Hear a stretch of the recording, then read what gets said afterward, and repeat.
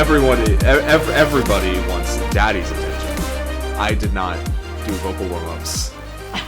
I'm literally My second word after hitting record, I slurred a fucking syllable. I'm literally picking dots out of my teeth. We are so professional. The most professional podcast, that's right. It's soon to be a Major Motion podcast. The podcast where we read books that were turned into movies and watch movies that are based on books. I am Billy Beck. I am Cody Beck. Cody! It's been a couple of weeks since we last spoke. I believe it was Christmas Eve when we recorded, I don't remember what we recorded. I'll think of it another time. But Cody, how have you been? I've been good. It's been wet in Los Angeles again. It's been raining. Weirdly not during the work week, but on the weekends. Just ruining our weekends. Just ruining the weekends. Had a lovely Christmas. Low key. We did. Our normal LA Christmas of ramen and a movie. This year. I was gonna say, what movie did we go see? This year we saw Anaconda. Because I could not stomach a 3-hour movie. You didn't want Avatar Fire and Ash? No, thank you. As our dear sweet friend, brother and comrade Mark Lucas put it, Avatar Fire and Ass. Thank you, Mark. Okay. So, before we talk about Anaconda, because I do want to talk about Anaconda, I do just have to say, I think that my experience of Avatar was ruined during the second movie. Because we saw it at our local theater, which is walking distance from our apartment, and so naturally we both decided to take an edible beforehand. Yeah, we did. My edible hit directly, literally the moment in the movie where they go into space. And I was just like, am I watching the right movie? Cody, were they in space or were you in space? Both can be true. I'm pretty sure they don't go to space in that one. I think they just go underwater. No, the bad guys. Oh, okay. Yeah, so when we get introduced to the resurrected bad guy in the blue body, I was like, what was in that edible? Weed. So, yeah, I've been kind of I have zero interest in seeing the new one. Thing is, I want to go see the new one in a theater, stoned. Just because I've done it the last one. And I had a good time. But regardless, we saw Anaconda instead. We did. It has been a long time since I've had that much fun in a theater. It was very, very fun. Did it change the game? No. Did it make sense? No. I mean, it mostly made sense. I will say, I was almost in tears. Because I was represented in a way that I don't think I've ever been represented in film before. Spoilers for the 2025 Anaconda. Minor spoilers for 2025 Anaconda. There is a character who has shy bladder. This is an actual medically recognized thing. I think I talked about it in the past before. I also have shy bladder. And seeing a character treated with respect for his shy bladder and watching him overcome that shy bladder to save the life of a friend moved me deeply.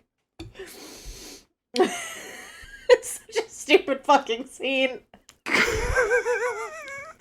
It's the moment that really hit me was when he was almost ready to do what he needed to do and then said, I have to sit to pee. Oh. It's like it was written just for me. Steve Zahn is a fucking delight. Don't spoil what character it is. It's a reveal. He is a delight in that movie, though. I had a great time. Yeah, it felt like doing an episode of The Treatment. It felt like watching a film that we would have pitched on The Treatment and simultaneously watching us pitch a treatment. Yes. You could just tell that everyone involved was having a good time. Yeah. And apparently it's not a spoiler that Ice Cube shows up. Oh. Because that was in the trailer. That would involve us having seen anything. Yeah, I probably just spoiled that moment for somebody. Although I definitely went, yeah, from the back row. Yes. Everyone cheered and clapped. It was great. J-Lo's. Jenny's from the block. She'll be fine. I want to edit in the red letter media. And then we all clapped. ATST! ATST! Yeah, that's a trailer that we saw too. Which one? The fucking Mandalorian on the big screen. No that's plot. that's like a movie. Yeah, it's just the Mandalorian and Grogu. Yep. Sure. Cool. Of course, it's coming out in May, so that will not be our movie next Christmas. No. Unfortunately. Cowards. We also had a New Year's Eve, which we celebrated. Did. Yes. I got real high on the couch, watched some Hitchcock, watched some Bruce Lee. I was also there. You enjoyed the Bruce Lee with me. I did enjoy the Bruce Lee. But yeah, otherwise uneventful. Quiet. Chillaxed. Yeah. Now it's 2026. It is. Another year closer to death. Hooray! Speaking of being close to death. That's the segue we're going with? That's the one I'm going with. Cody, I saw you were reading a really thick book there. Yes. So I'm actually reading a collection of novellas. It's called Different Seasons, and it's by Stephen King. And this particular series of novellas is known for 2 short stories getting adapted into pieces of media. 3. Apt pupil? Yeah. Oh, neat. Yeah. Kind of makes me feel bad for the breathing method. Which I think I saw Apt Pupil. Probably. That feels like something that would have been on a creep show. Are you joining in, son? Do you have thoughts on Stephen King? We didn't say who it was by yet. Oh, Toby. Who wrote Different Seasons? He's not talking anymore. It was Stephen King. We are finally broaching the Stephen King seawall. We're finally what's the crossing the Rubicon? Is that the term? Sure. We are burning that bridge. Wait. I mean, we're getting chased across the bridge by a train? We're pulling that ripcord? Is that what it is? Talking about Stephen King? Sure. Yeah. Did you specify which one of those you were reading? No, I didn't. Oh, we just kind of stopped at... I was trying to make a joke, leading it into thinking we were doing Shawshank and then curving into Stand By Me. No, we're not doing Shawshank. No. So the one that I read was The Body, which a lot more people are familiar with. The movie adaptation, which has a different title, which was Stand By Me, directed by Rob Reiner. Rob Reiner, who started and ended his directing career with Spinal Tap, which I think that's neat. But unfortunately, his life was ended in recent weeks, and we thought it was fitting since, he directed our first episode, Princess Bride. I almost said The Princess Diaries. What the fuck is wrong with that's me? ineligible too. But since he directed the film that we started the show off with, we decided to revisit the work of Rob Reiner, and we landed on, I think, a more emotional piece of his, which I think would be somewhat fitting. And that was Stand By Me, based on The Body by Stephen King. Yes. All media is about grief. All media is, in fact, about grief. So, since this is our first foray into Stephen King, yes, you wanna do a little introduction on the master of horror? Stephen King was born in, take a guess, Oregon. Portland, Maine, in 1947. After his father left when he was 2, the family moved around the Midwest before resettling in Maine when he was 11. It was during this childhood when King began to write, first by copying comics and, after some prompting from his mother, original stories. His style was influenced by visual mediums like comics and film, which may have led to the adaptability of his works, and why there's so many we will never get to. King attended the University of Maine from 1966 to 1970, leaving with a BA in English, a daughter, and a fiancé. Hey, we matched him, except no kid. I have a BA in business. No, you have a BS in theater. I have the wrong degree in something. And I left with a long-term girlfriend who became a wife. That's me. Wait, who are you? But no kids. No kids. We have no kids. He sold his first stories during the time at U of Maine, eventually leading to the publishing of his first novel, Carrie, in 1974. Strong fucking start. Yup. I also believe the anecdotal story that everyone tells is that Tabitha actually rescued the manuscript of Carrie from the garbage. I read that about... Maybe it was Carrie. I definitely read that anecdote, but I didn't remember it being Carrie. Yes. He followed up Carrie with Salem's Lot, The Shining, and The Stand.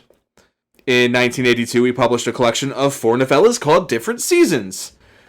This collection expanded his fiction beyond the horror he was known for, concentrating more on serious themes. These stories are The Breathing Method, which, don't feel bad for it, it won the British Fantasy Award. Sure. Apt Pupil, which is pod eligible. Rita Hayworth in The Shawshank Redemption, never heard of it. And our topic of discussion today, The Body. Now, I will briefly summarize it, having not read it, and you will tell me if I'm wrong. Ready? Let's go. The Body is a simple story about 4 young boys on the cusp of junior high, Gordy, Chris, Teddy, and Vern, who go looking for a dead body. Along the way, they trespass in a dump and get chased by a dog, dodge a train on a bridge, get harassed by leeches, survive a thunderstorm, and fight off a gang of older boys. Gordy also shares a few stories he's written about Chico and Lard-Ass Hogan. After they depart, the body's location is anonymously reported to authorities, and the gang beats up our heroes. In the future, present? I think it's present, yeah. In the present? In the present, Gordy learns of Chris's death and reveals the final fates of Vern, house fire, and Teddy, car crash. Yes. Did I miss anything vital or important? No. Pretty much hit it all. Fuck. Doing a lot of talking on this one. You sure are. Even though it was not published until 1982, King began working on The Body in the mid-70s after finishing Salem's Lot. The stories within the novella, the Chico and Lard-Ass stories, were also previously published by King in the late 60s and mid-70s, respectively. After its release, Stephen King was accused of plagiarism by a former college roommate. The roommate, whose name is escaping me, had written a story in college about finding a dead, I think it was a dead animal, and that adventure and grief. All media is about grief. Yeah, but King disputed the accusations, and to this day, will not read anyone's unpublished works to offer advice for fear of this happening again. Yeah, no, that's standard. Like, if you send anything to anyone unsolicited, they will basically reject it out of hand. Yeah, just shred it. Yeah, because they're like, no, we cannot risk that this comes up and you sue us. I mean, considering, like, how I imagine King's mind works, just absorbing things throughout his life and then they come back out on the page later. Mm-hmm. Like, he wrote The Dome after the Simpsons movie came out, and it's the same fucking plot. And I think his kid was like, Dad, did you mean to do this? Under the Dome. Yes, thank you. I haven't read it. I also haven't read it because I tried and it's so long. There are so many words. Yeah. Yeah, that one's like a tome. That's a thick boy. I remember when it came out. Yes. Because I thought The Simpsons ripped off Stephen King. But it was vice versa. It was definitely vice versa. I actually did not realize that Under the Dome came out after. It came out in like 2008, I think, yeah. Dang, okay. Yeah, I could be wrong on that, but I've definitely heard that story multiple times before. So, now we are introduced to a new character in our story, Bruce A. Evans. He is a screenwriter on the verge of his first film coming out, which was 1984's Starman. And he gifts a copy of The Body, or Different Seasons, to the wife of his writing partner, Reynold Gideon, in 1983. And Bruce and Gideon fell in love with the story, and they optioned the rights for Stephen King. There was some bargaining back and forth about how much percentage King would get from it, and he asked for probably the right amount, which felt like too much. But because this would have been post The Shining, right? This is post Carrie. This is post The Shining. There was a Salem's Lot at this point. Had Maximum Ride hadn't happened. Maximum Overdrive would have been Overdrive. later. Maximum Ride is a different, weirdly prolific author. They originally sought Adrian Lin, who directed Flashdance and Fatal Attraction, to direct, But he couldn't start shooting on schedule due to other conflicts, so they hired a young, up-and-coming director named Rob Reiner. Ooh, we've heard that name before. Now, Rob Reiner, himself the son of famed comedian Carl Reiner, empathized with the character of Gordy and decided to make him the central character of the film. Days before shooting began, Embassy Pictures, who owned the rights, were bought by Columbia Pictures, who decided to axe the project. Of course. Norman Lear, creator of All in the Family, put his own money into the film to get it completed. And the title, which was originally The Body, was changed to Stand By Me because Columbia felt that The Body was too horror movie or sexual for the story they were telling. It's interesting they went with The Body because all of these stories have subtitles, and the subtitle for The Body is Fall from Innocence. I guess it would kind of be like calling a movie coming of age, though. Yeah. Yeah. It's a little on the nose, but at least it's something. That did not come up at all in my research. Yeah. It may just be this edition, because I believe the edition that I have is the OG. But let me double check. Because, I mean, even when they were making the movie, you'd think if they had the original version of it, they would have access to that subtitle. But yeah, it was probably borderline too on the nose, and also weirdly sexual. Yeah, that's a good point. This does not say first edition, but it does say copyright 82. So it's Falling from Innocence? Fall from Innocence. Fall from Innocence? Yeah, if I were a parent, I wouldn't send my 12-year-old son to go audition for Fall from Innocence. Yeah, it does kind of have a little of the... A little skeevy. Yeah. A little skeevy. But yeah, considering the film was almost entirely about 4 preteen boys, they auditioned over 300 boys and interviewed individually more than 70 to get the final cast, which are Will Wheaton as Gordy, River Phoenix as Chris, Corey Feldman as Teddy, and Jerry O'Connell as Vern. Normally, I would do a Where Are They Now on child actors, but... We kind of know! Like, where all look at this fucking cast! They're all still active except for River, whose name and memory is kept alive by his brother, who is still fucking going. Like... Yeah. These are some of the biggest names they could have, like, landed on, who were nobody at the time. I don't even think Corey Feldman had done anything yet. Probably not. Jerry O'Connell had never acted, period. They had to teach him how to act. Oh, no! In his audition, I caught this from the director's commentary, which is wonderful. In Jerry O'Connell's audition, he did the audition, left the room, and came back and looked at Rob Reiner, who was on TV at the time, and said, "Hey, aren't you the guy from Channel 5? And Rob, like, that was part of the reason why he cast him, because he just had that, like, nailed that comic timing of just naive purity that you get in an 11-year-old boy who doesn't know anything yet. Yeah, and also, I mean, I feel like that fits that character because he's supposed to be the dumbest character. Yeah, it's just perfect. What a great story. Also cast were friend of the pod Richard Dreyfuss as Old Gordy, Kiefer Sutherland as Ace, and John Cusack as Danny LaChance. How much is he actually in? Cusack? Yeah. 2 scenes. There's a scene at the dinner table, because I assume he doesn't appear much at all in the novella, does he? I mean, obviously he's dead. Spoiler. Spoiler for, like, the opening monologue of the movie? Yeah. I want to say 2 scenes is about right. He's very much one of those characters that's haunting the narrative. Exactly. And the way that Reiner did that was a couple of scenes. There's a flashback at a dinner table where the parents are talking to... Is it Denny or Danny? I can never... It's Denny. Denny with it. The parents are talking to Denny about scouts are going to be at the next game. Are you going to go see your girl there? And Gordy is just trying to get his dad's attention to pass the potatoes.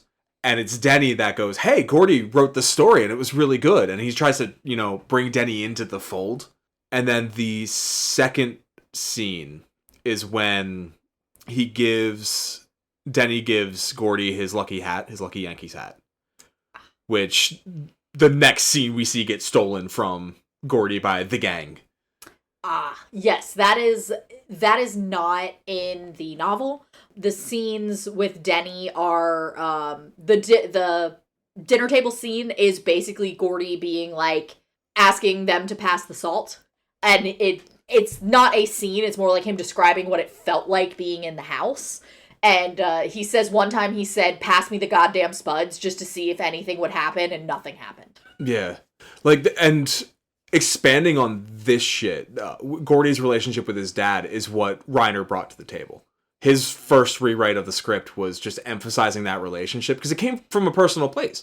Because he always felt like he was, like, fighting for his dad's respect, because his dad was, famed comedian Carl Reiner. Like, how do you live up to him? And, yeah, that's... We'll get more in that later. Themes. It's about stuff. If we can quote Anaconda, themes. It's about stuff. On the casting, though, how good they nailed it. Will Wheaton was interviewed in 2011 by NPR. "I was awkward and nerdy and shy and uncomfortable in my skin and sensitive, and River was cool and smart and passionate, and even at that age, kind of like a father figure to some of us. Jerry was one of the funniest people I had ever seen in my life, either before or since, and Corey was unbelievably angry and in an incredible amount of pain and had a terrible relationship with his parents." And they found kids that, like... Was I describing the actor or the character they were playing? Yes. Exactly. Like, just the magic of that. They shot the movie over the summer of 1985 in Brownsville, Oregon. So they did change the location from Maine to Oregon. Yeah. Still Castle Rock, though. Just expands. Like, there's a Portland on both coasts. There's also a Castle Rock on both coasts. It's fine. Don't worry about it. It's fine.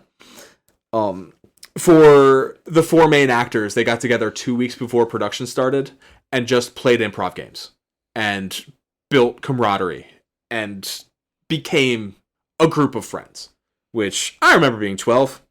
That's how that works, yeah. Yeah.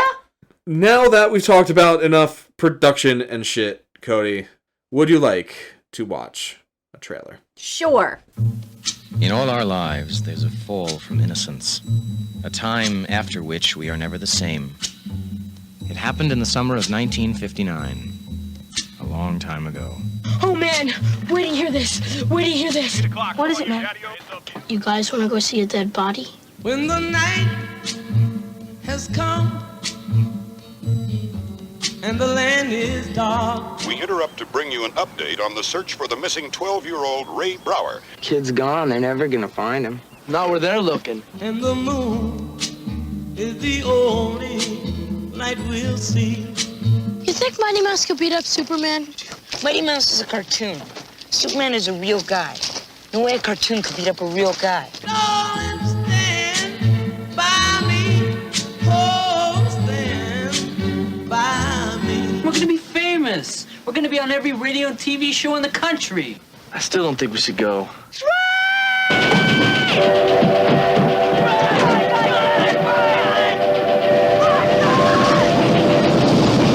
If I can only have one food for the rest of my life, that's easy.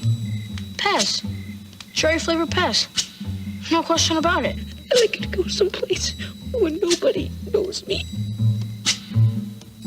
We found him. We got dibs. Better start running, Eyeball. They got dibs. There's four of us, Eyeball. You just make your move. You're dead. For some, it's the last real taste of innocence. I'm never gonna get out of this town, am I, Gory? You can do anything you want, man. And the first real taste of life. This is really a good time. It must. A blast. But for everyone, it's the time that memories are made of. So darling, darling, stand by me. Oh, stand by me. Oh, stand by me. Stand by me. So the movie doesn't change much at all from the novella. Basically just moves everything over to Oregon, takes out one of the short stories that Gordy wrote. It keeps Lord Ass Hogan though. Yeah, I think the Chico story is kind of just crammed in there to explain why Gordy tells stories. Maybe. there's a thunderstorm that gets cut out of the movie, and the gang doesn't beat them up at the end. And like the Chris dies, but Vern and Teddy don't. Yeah, I think the ending has the most major changes. Yeah. Because there's the thing about the bad luck coin toss. Yeah, the Goocher. Yes. Where it happens twice, basically. It happens the second time?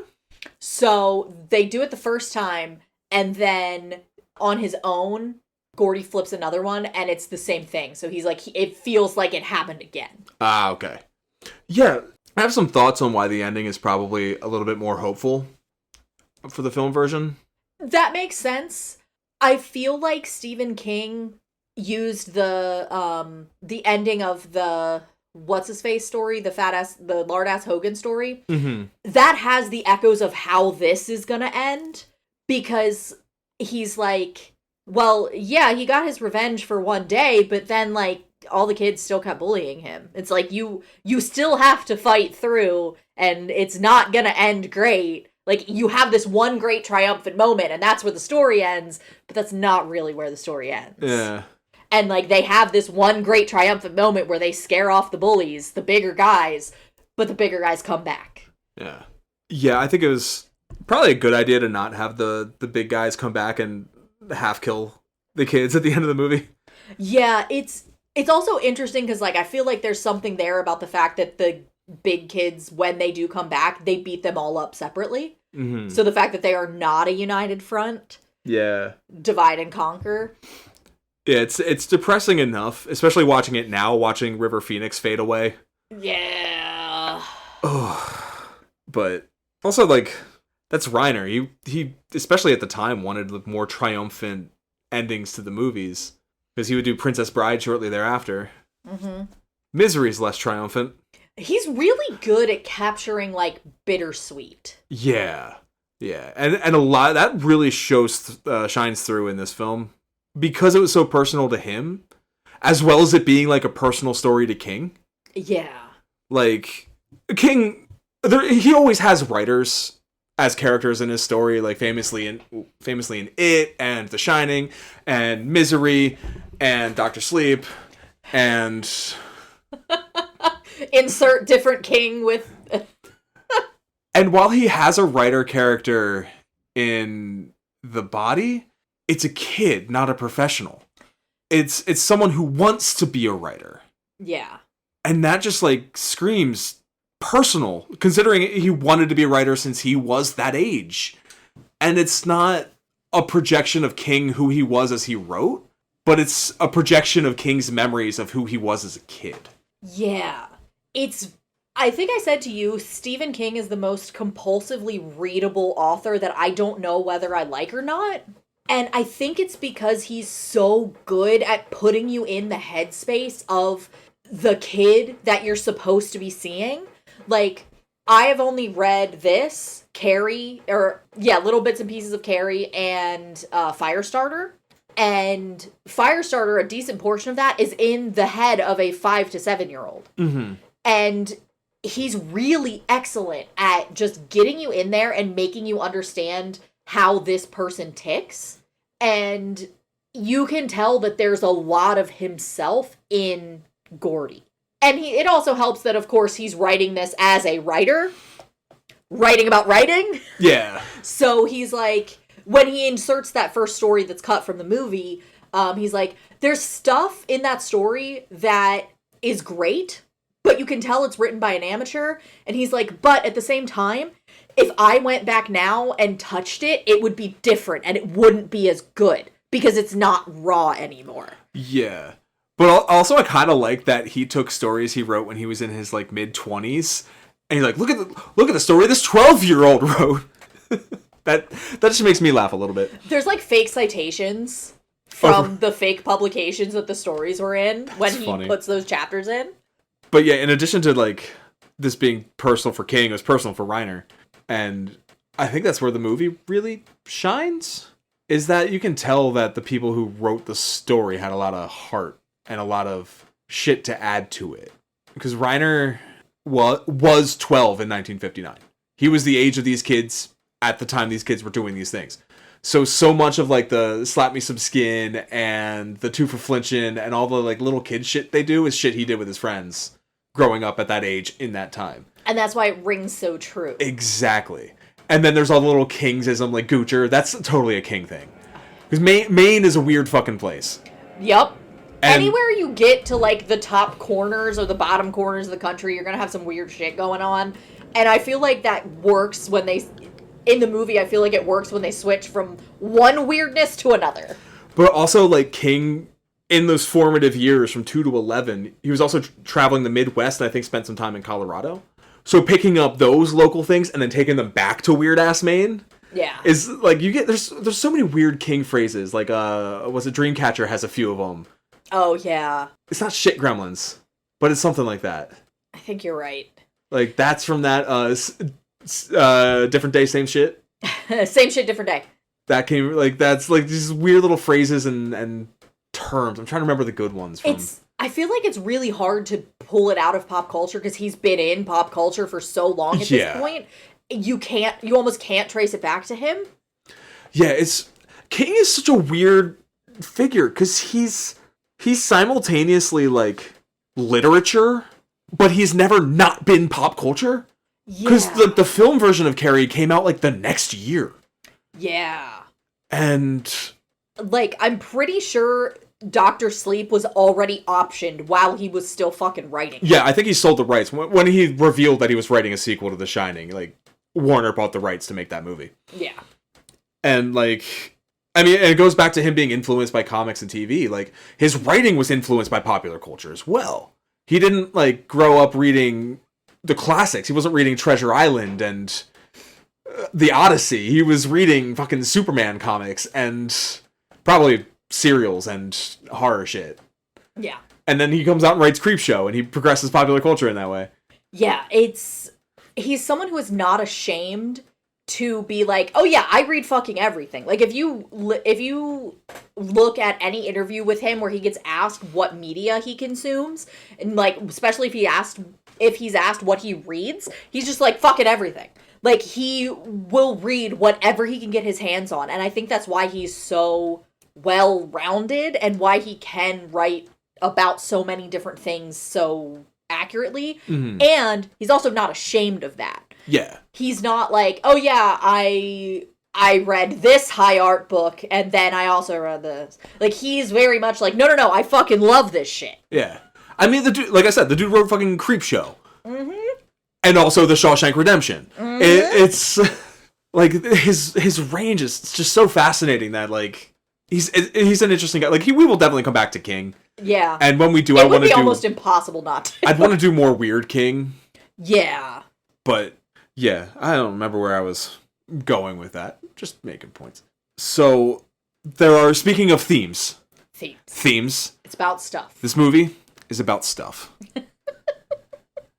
So, the first thing I want to talk about, like, there's the obvious themes. It's a coming-of-age story. It is the coming-of-age story. To the point where when The Simpsons wanted to do a coming-of-age story for young Homer, they parodied Stand By Me. Yes. Like you said before, all media is about grief. Yep. And this movie is essentially the story of a young boy coming to terms with the loss of his brother, and now he's got to be his own man about it. I would say it's not even necessarily just the loss of his brother. It's tying it to all of the kids. It's kind of realizing that adults are going to disappoint you. Yeah. Because, like... you have the obvious one with Teddy, which is where his dad fucking melted his ears on a stove. And yet he still fucking loves his dad, and that is heartbreaking. Yes. With Vern, it's kind of just like his mom doesn't really care. His parents don't really care. Yeah, he's just kind of like a victim of neglect. Yeah. And then with Chris, you've got the fact that his dad is a drunk and his older brothers are known for... just being thieves. Like, his older brother's in the rival gang. Yeah. And so it's like... and then he has to deal with that reputation. Exactly. And his big thing is the teacher taking the lunch money that he had given back. Yeah. And just blaming him for it anyway, buying herself something nice. Yep. And then with Gordy, it's the fact that... I don't know how clear this is in the movie, because it kind of sounds like they expanded his relationship with Denny a little bit. he, as the writer, when he's kind of looking back on it and telling the story of it, he's like, in retrospect, I see that, like, all the tears that I cried and all of my sadness was for my parents, because, like, they were different now. Mm-hmm. He's like, fat lot of good it did either them or me, but, like, it was the seismic change in the way that, like, he just didn't fucking matter to his parents. Yeah. It's a little bit different. He says that he didn't cry at all at the funeral. And his parents are just vacant. And yeah, they just lost a son. But then when you see the flashbacks, like, you see the flashback at the dinner table and how Dad didn't give a fuck about Gordy because you could tell, like, he was really proud of Denny because Denny was the son he wanted. And then Gordy just being over there like, I wrote a story, someone paid, and Denny is the one who pays attention to him. And then, like, the next scene, Gordy's finding his canteen in Denny's bedroom, and Dad comes in and just looks at him and goes, oh, you found it. With the tone of, now get out of his bedroom. This is his space. It will never change. Like, shuts the door and all that shit. Yeah. And so that's the stuff that Reiner was adding to it as well. Yeah. The like focus that he wanted to put on it. You will never live up. And that's something I think is interesting about this story is I feel like you could give it to 4 different directors and each of them would focus on one of the different boys and make 4 completely different movies. Yeah, that's the thing is, like, the story itself is pretty even-handed. Like, I thought at first it was going to more focus on Teddy, because you get more of him at the beginning. And then as it goes on, it leans a little bit more into Chris, but it's still kind of like 60-40 in terms of, like, Chris and Gordy, and then Gordy and the other boys. But it becomes, like, especially towards the end, it leans a little bit more sharply into, yeah, Chris is what would have happened to you if you didn't get out, Gordy. Like... Yeah. Well, Chris gets out, doesn't he? He gets out of Castle Rock? He does in the movie, I know that. He graduates from college, and he's going back for his master's, and that's when he gets the knife to the throat at the chicken restaurant. Oh, when he's getting his... So he doesn't become an attorney then? He is going to... Oh, okay. He is a lawyer when he gets killed in the film, and he gets out. Like, they make it a point in the narration that he did get out. They went to college. Chris stuck it out. He made it out. Yeah. And he was doing what Chris does, and it was trying to stop an argument, and then he got stabbed. Yeah, it's kind of like he made it out, but it's kind of that sense of, like, do they have the dream sequence where Gordy is watching the other 2 boys drag him down in the water? No. Okay, so there's a dream sequence after the big confrontation between Chris and Gordy where Chris reveals the Miss Simon story and, like, cries about how he's never going to get out. And the I wish I was your dad thing. That night, Gordy has a dream where he watches basically the physical manifestation of Chris's words, where Vern and Teddy are corpses dragging at Chris's feet, and instead of helping Chris, he runs away. Like, he swims away. Mm. And so there's, like, a moment where Chris's face breaks the surface, and then he goes back under. And that's kind of what the end of the story feels like. It's like he sees freedom. He has tasted freedom, and it's taken away from him. The town just stole him back. Yeah. It's the It monster. Oh, no, that's in Derry, Maine. Derry's mentioned here. Oh, I'm sure it is. I really, if I would have had more Post-it notes, I would have been, like, making the marks for every reference. Because Derry was introduced before It, I think. Derry's in either Salem's Lot or Carrie. Probably. I think Carrie. Takes place in Derry? Probably. I can't remember. It's been a while since I've read them. Cujo, but they weren't out yet, I don't think. Cujo's dropped. Cujo might have been out. Because that strikes me as a short story. I was going to say, the book shows the work that he already has out are Carrie, Salem's Lot, The Shining, Night Shift, The Stand, The Dead Zone, Firestarter, and Cujo. Okay. So he references, the references when they're talking about the dog at the junkyard. Oh. Yeah, it's like Chopper was the most feared dog until character names dog Cujo went rabbit a few years later. Yeah, I think Stephen King just wrote a bunch of stories about a haunted town. Yeah. It's the town from Buffy that's the fucking Hellmouth. Yeah, just Built it on the wrong place, man. Shouldn't have built it there. Shouldn't have built it. Well, what's the joke about America's built on thousands of native burial lands? Yeah. Yeah. We deserve what we get. So, one scene in specific, in particular, I want to talk about. Because I think it's open to interpretation. Mm-hmm. And in my research, I didn't see anything one way or another about what the scene is supposed to mean. So I'm curious what you got from it. And it is the deer. Now, for those who may have forgotten, when Gordy wakes up in the morning, after spending the night out camping, he's sitting by the train tracks, I think reading a comic book, and a baby deer wanders up to the train tracks, looks at him, and then runs off. And he makes it a point to say that he's never told anybody about that. And I'm curious what your thoughts are of what importance that moment had for Gordy. Like, what is it that meant to him, and what is it that we are supposed to take from that as readers or viewers? So, deer have a lot of different symbolic meanings depending on the text that you're reading and the who's writing it and why they're writing it and blah, blah, blah. They can contradict one another. Okay, white person from Maine. But usually, deer are kind of symbols of, like, innocence or tranquility or peacefulness. Like, the scene with fucking GDT's Frankenstein and the deer. Yeah. This feels like... Actually thinking about it, that scene in Frankenstein makes me wonder if it's cribbed a little bit from this scene here. Oh, it might be. But it feels like it's just Gordy kind of more or less getting the blessing. And him knowing, like, he's better than this place. And kind of like, you are gonna get out. It's something that is all his. And I think that's why he's so reluctant to share it with anyone. And especially considering the leech scene is the immediate next scene. Mm-hmm. You get your high and low within several hours in story time. Yeah. It really feels like it's just Gordy seeing, like, himself. And then it's that moment of, this is just for me, I'm the only one that saw it, this is special, but I can't share it with anyone because then it's going to be ruined. Especially these guys, because the whole point is that, like, these kids don't know how to handle or accept emotion. And the second you show emotion, you're a pussy. Yeah. And that's, like, a direct quote. And, I mean, that's, like, in the climax of the movie, when Chris has a moment, and he's like, I guess I'm just a pussy then, huh? And Gordy has to be like, no.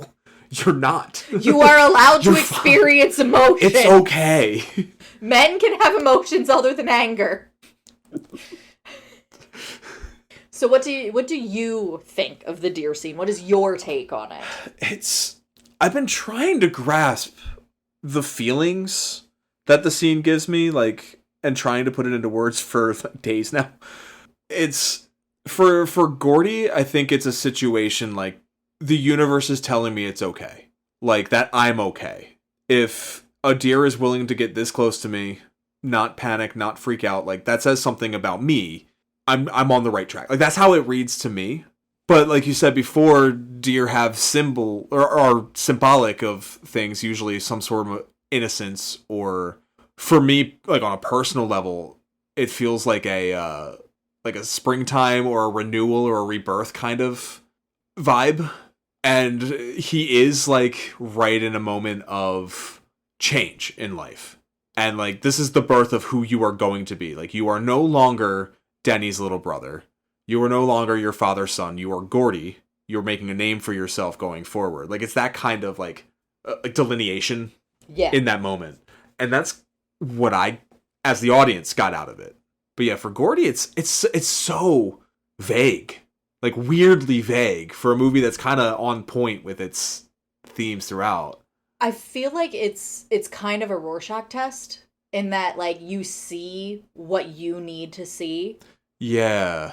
I like your interpretation of it, though. It's, like, rebirth. I think another, like, relatively obvious read would be that you could see is that it's kind of the spirit of Ray.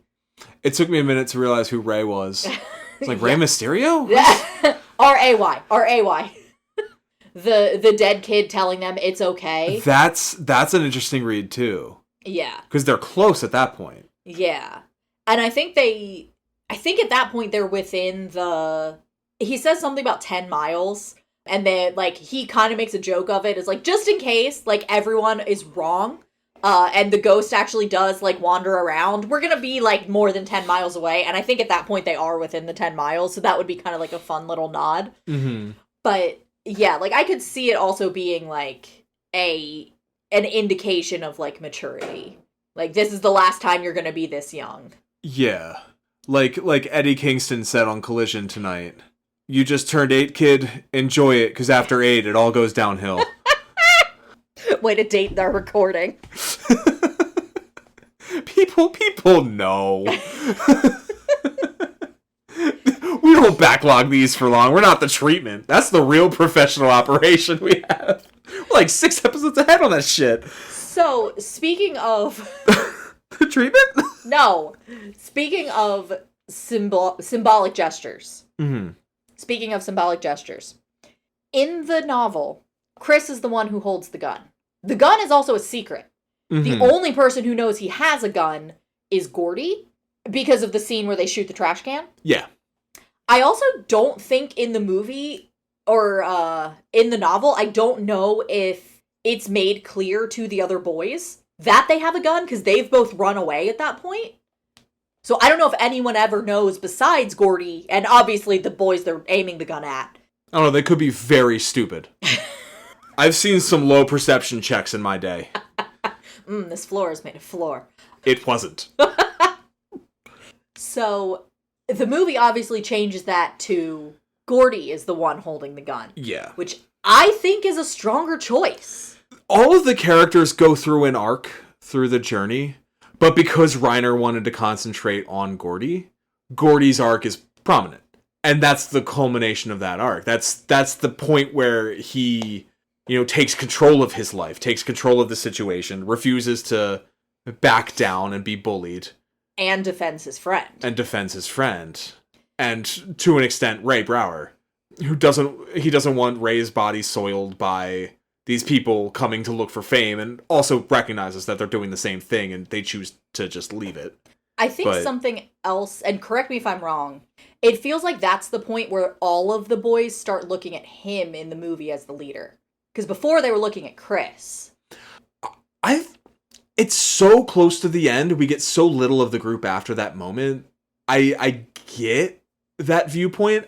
I don't know if there's enough there for it to be a thing. Like, it's very clear that it's Gordy and Chris, and then the other guys at the end, because once they roll back into town, which the timeline of this, they leave at like noon on Friday, I think, and they're back at like 5 a.m. on Sunday, and all they've had to eat is like a pound of probably undercooked hamburger, some marshmallows, and 4 Coca-Colas, and they talk about walking home all through the night to get back.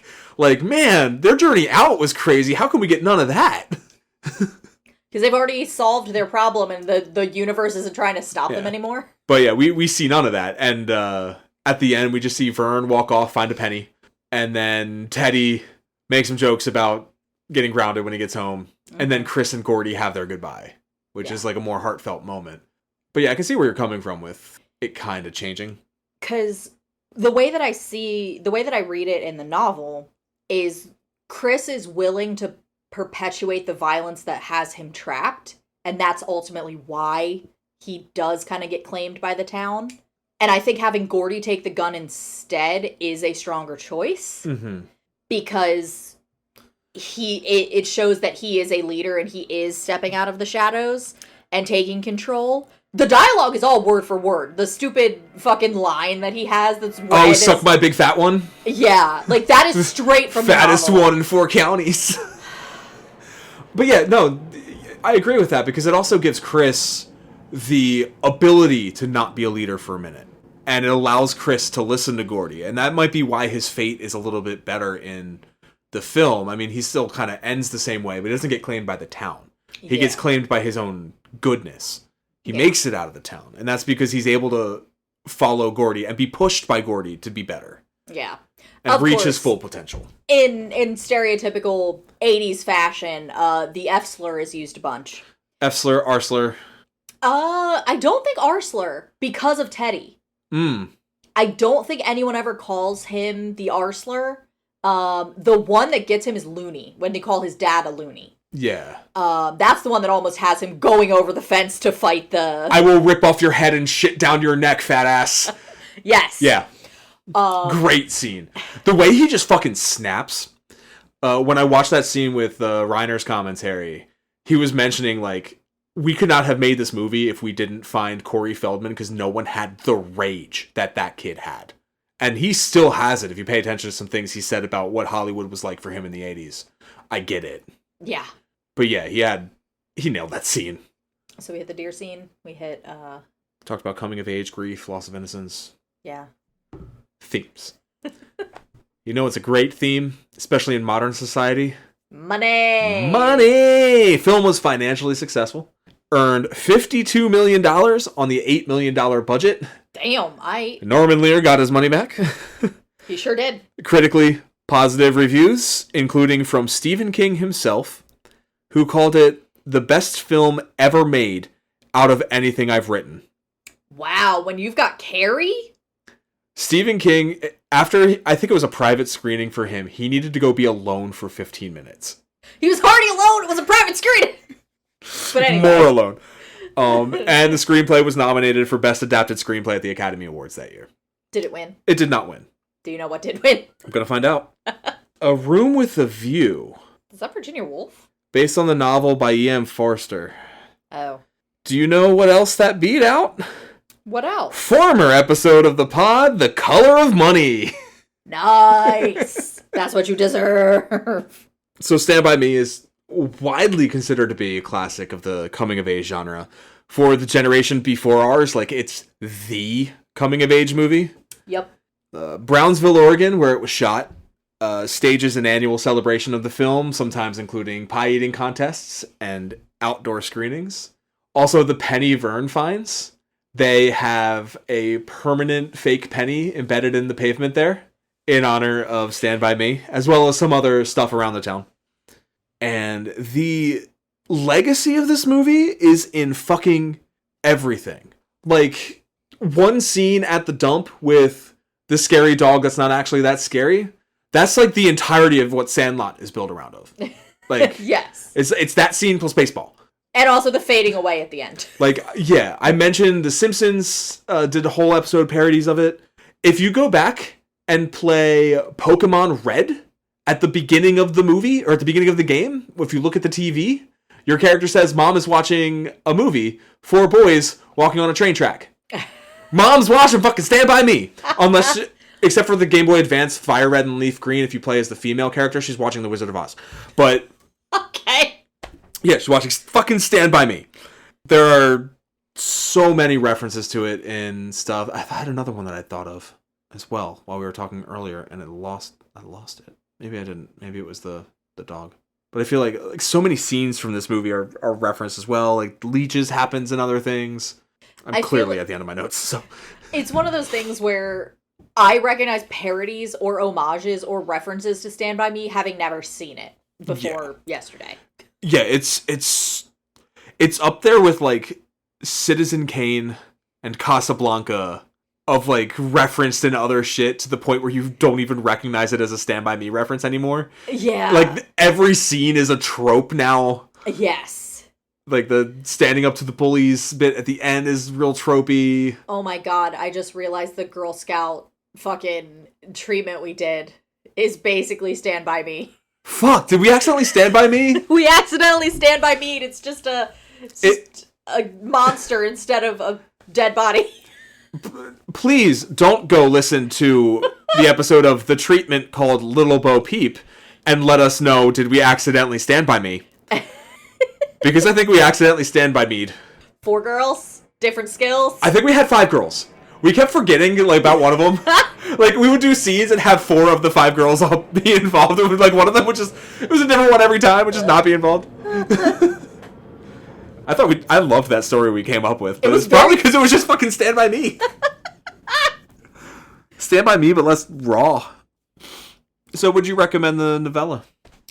Yeah, I mean, it's like a solid 5 out of 10. It's not bad. It's pretty short. It's, like I said, compulsively readable, but I can't quite put my finger on it with Stephen King. He's really talented, and I respect him, but there's just like something that doesn't let me love his work. I think it's, especially in his writing, there's an undercurrent of like meanness and nastiness. And I don't mean that like he's mean or nasty. It's just like he sees that and can pinpoint it with such accuracy that it's like a little unsettling reading it. That's like a thing that he's always done, though. Like it's literally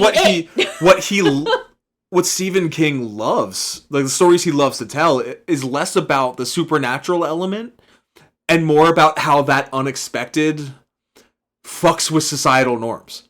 Like, how do different people react differently to this unexpected crazy thing now happening? Yeah. Like... And I think he's got his fucking finger on the pulse of how cruel some people can be.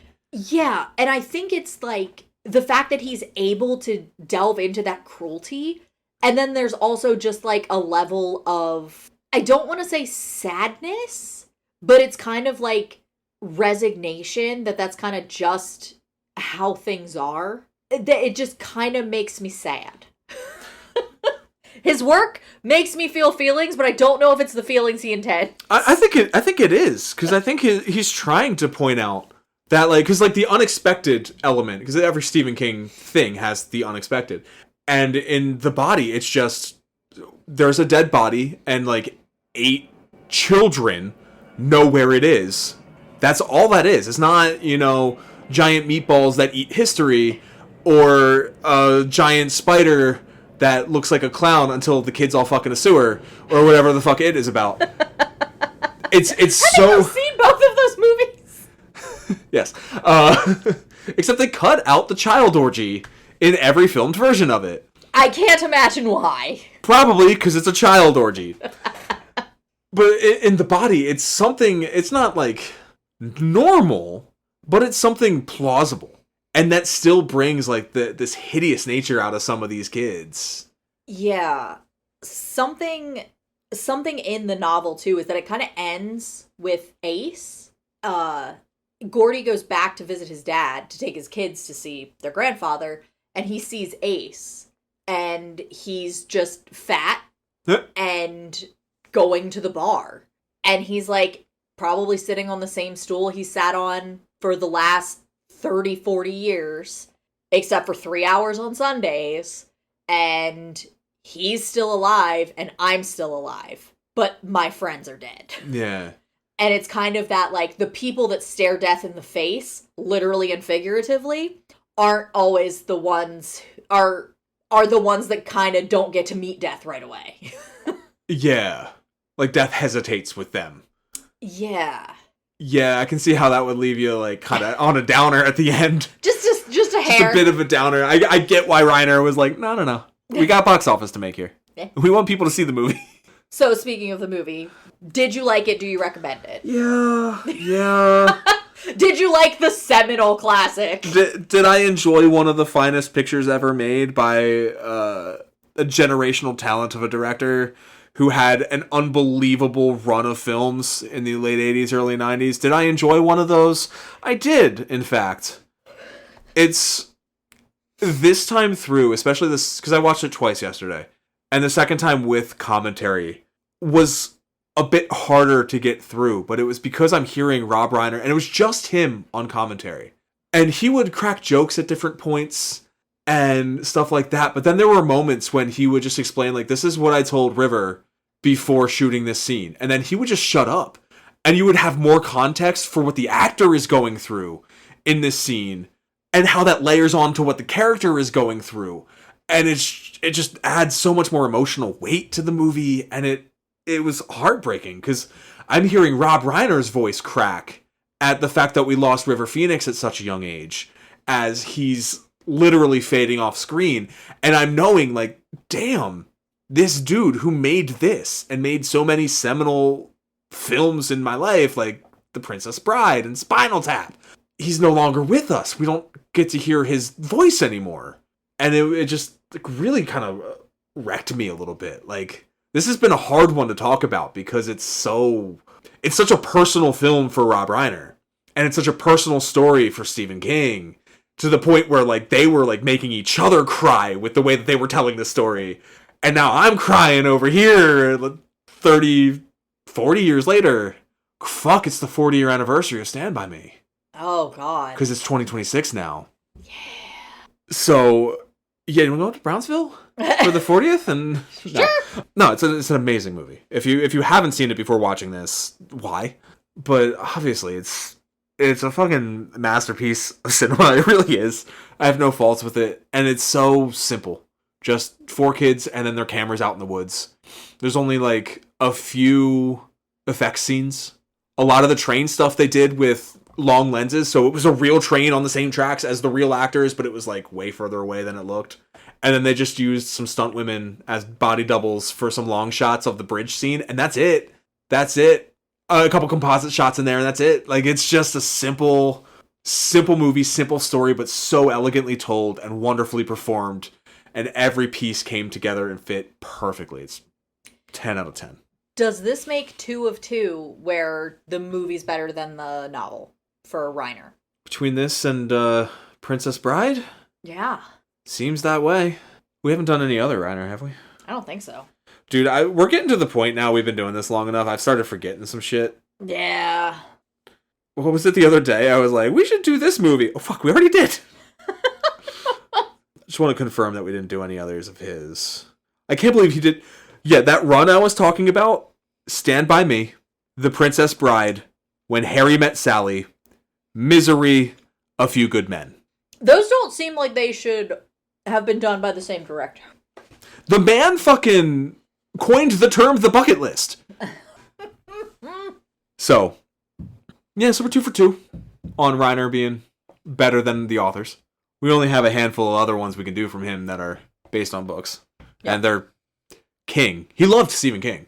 His production studio was named Castle Rock after the town made famous by Stephen King. That makes a lot of sense. So, yeah. This is a little bit of trivia that I found out. It's not necessarily about The Body or Stand By Me, but it's about The Princess Bride, so it feels appropriate to share it. There's a joke in the novel The Princess Bride about how Stephen King is doing the abridgment, which I believe we talked about.